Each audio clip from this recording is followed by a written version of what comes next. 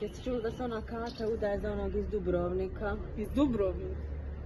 Ko bi misto minja za grod? Eto ona. Ne bi ti ja Svetog Stipana minjala za Vlahun i za sve njegove zvonike. Još je ona sva važna, ko da je partila za New York, a ne za Dubrovnik. A ona je njezin. Nemoj mi o njemu. Čula sam da je neki dan pita šta znači partija za Opuzen. Ma, šta će mi Gospar u kući? Nit zna ući u trupu, a kamoli ulovit duzinu žaba i jegulju. Još da je dica govore, Jesse, ođe. Ma, neš ti jezika.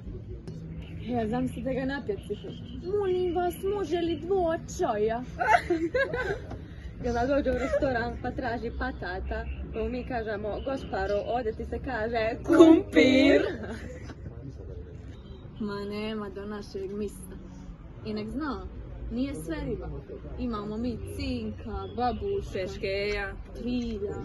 Pa i onu malu plocicu. Aj, Dosta prošakavanja. Još gud kave pa doma.